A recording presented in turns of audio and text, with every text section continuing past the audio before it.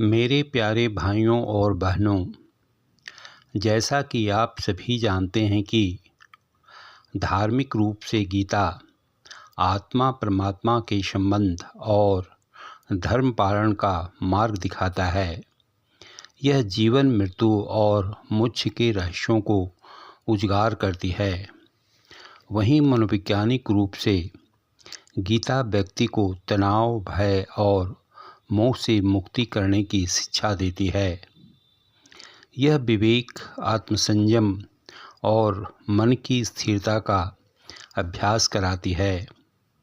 गीता मनुष्य को कर्म करते हुए निष्काम भाव से जीने की प्रेरणा देती है।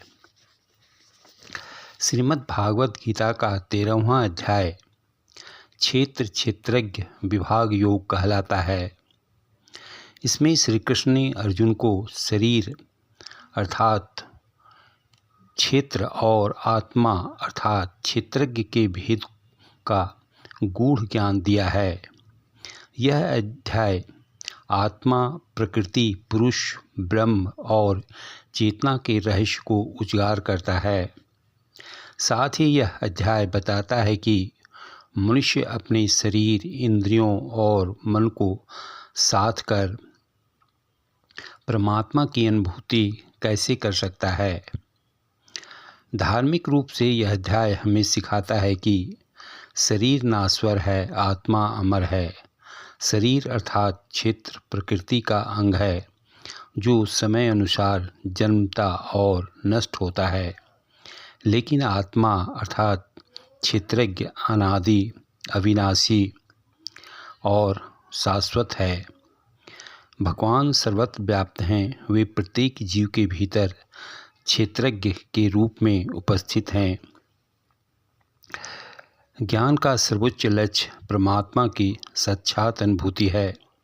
मनुष्य को विवेक, वैराग्य, अहंकार त्याग, करुणा, क्षमा, सरलता और निरंतर ब्रह्म चिंतन के द्वारा मोक्ष प्राप्त करनी चाहिए। इस अध्याय में परमात्मा को परम क्षेत्रज्ञ अर्थात सर्वत्र विद्यमान चेतन सत्ता बताया गया है जो समस्त सृष्टि को जानता है। श्री कृष्ण ने आत्मज्ञान को ही मुक्ति का मार्ग बताया। मुख्य धार्मिक शिक्षा यह है कि मैं शरीर नहीं, आत्मा हूँ। शरीर विनाशी है, आत्मा अविनाशी है। सच्चा ज्ञान वही है जो परमात्मा को जानने में सहायता करे। मनोवैज्ञानिक दृष्टि से यह अध्याय व्यक्ति को स्वचेतना अर्थात सेल्फ अवेयरनेस, स्वनियंत्रण अर्थात सेल्फ कंट्रोल और आत्मिक शक्ति अर्थात इनर स्ट्रेंथ की ओर प्रेरित करता है।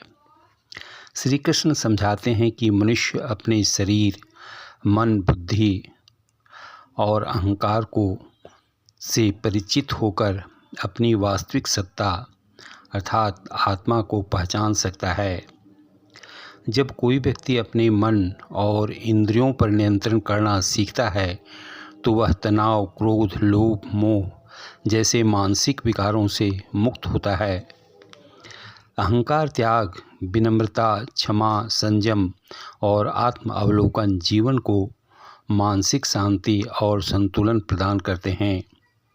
यह अध्याय आत्मज्ञान के महत्व को बताता है जो व्यक्ति को अपने अस्तित्व और ब्रह्मांड के बीच के गहरे संबंध को समझाने में मदद करता है। अध्याय का निष्कर्ष है कि सच्ची मुक्ति मन की ग्रंथियों के खुलने में है। जब व्यक्ति यह समझ ले कि मैं यह शरीर नहीं, शुद्ध चैतन्य स्वरूप आत्मा हूँ। मनोवैज्ञानिक शिक्षा यह है कि स्वयं को जानना ही जीवन की सबसे बड़ी उपलब्धि है। मन, बुद्धि और अहंकार का संतुलन ही मानसिक स्वास्थ्य का आधार है। इस अध्याय से निम्न शिक्षा मिलती है। विशेष रूप से पहला, स्वचेतन का महत्व। हमें यह समझना चाहिए कि हम शरीर नहीं, आत्मा हैं। शरीर क्षणभंगुर है लेकिन आत्मा अविनाशी है। दूसरा, अहंकार और मोह का त्याग। मानसिक और आध्यात्मिक शांति के लिए अहंकार का त्याग आवश्यक है। तीसरा, ज्ञान ही मुक्ति का साधन है। सच्चा ज्ञान वही है जो आत्मा और परमात्मा का भेद मिटाकर ईश्वर एकत्व की अनुभूति कराए। चौथा, संपूर्ण समर्पण भाव।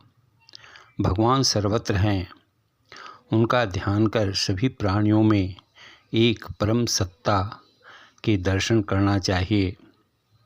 पांचवा, मन, बुद्धि और इंद्रियों का संतुलन।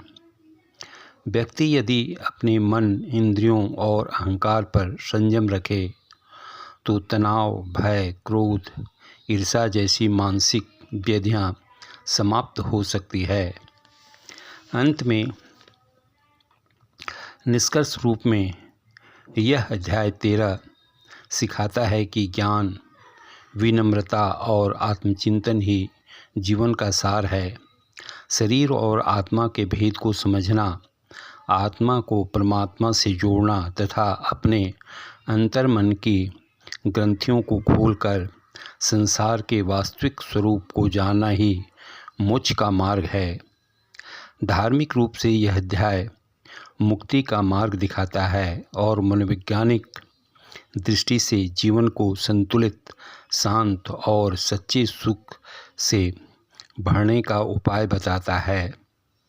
आशा है यह अध्याय आपको अच्छा लगा होगा। अगले अध्याय के लिए लाइक और सब्सक्राइब करना ना भूलें। धन्यवाद।